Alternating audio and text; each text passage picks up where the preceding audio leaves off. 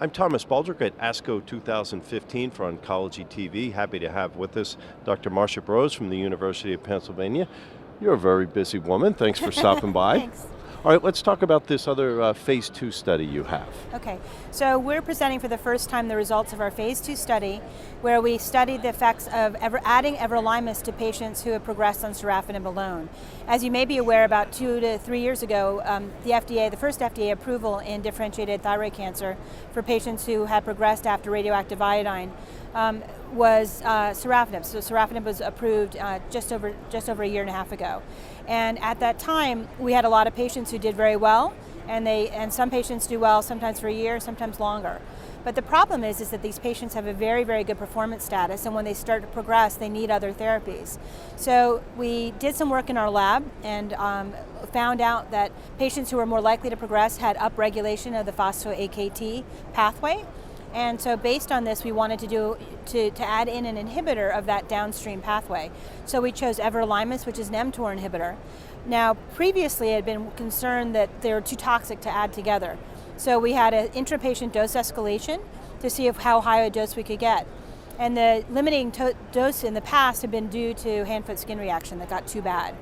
Well, so the design is basically patients at the time they progress on Sorafenib, they stay on the Sorafenib, and then we add in Everolimus, and it was a 35-patient trial.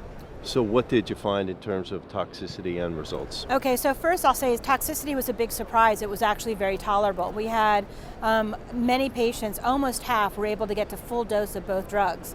And the reason we discovered was that by the time they actually add in the Everolimus, the hand-foot skin reaction is already well controlled, the patient is acclimated to it. So a large number of our patients were able to get either a full dose of both or a full dose of Everolimus and 600 milligrams a day of Sorafenib. So first of all, it was very well tolerated.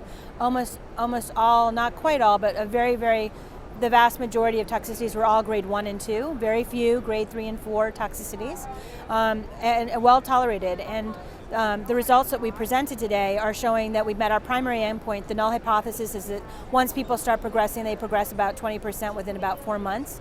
And we reached our primary endpoint. Our progression-free survival was 13.9 months.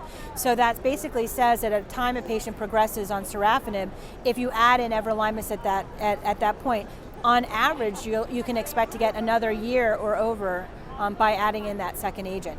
Interestingly, we had some patients who went out as much as 3.5 years, and they may have only gotten a benefit of Sorafenib for a year, but then they went for 3.5 years more than that. So just between Sorafenib and then adding in Everolimus, we could keep people stable for a good long period. And so it's a positive trial. It's a very manageable regimen, and I think it could be one of the possibilities for second-line care for patients in this population. So how might you build on these pleasant surprises, if you will? Well, I think that the pleasant surprise is that, Everolimus might actually work when you give it after a VEGF receptor inhibitor. It might actually be what I consider a VEGF inhibitor extender.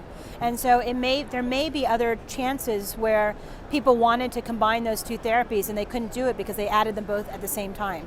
So the first thing is if you're in another cancer and you want to combine them, maybe you should do a sequential step-in approach as opposed to starting them both together. So that could be applied to other cancers. And in the case of thyroid cancer, we may actually start to have this situation where we have these two FDA-approved drugs, but maybe what we'll do is we'll add in between them a step where we have the FDA-approved drug, say Sorafenib, and then add in Everolimus, and then when they progress on that, go to the second FDA-approved drug, Lenvatinib, and then we're actually going to do a trial now where we do the same sort of approach where we add in Everolimus to Lenvatinib. And so maybe we'll be able to see that we have the same effect in that setting as well.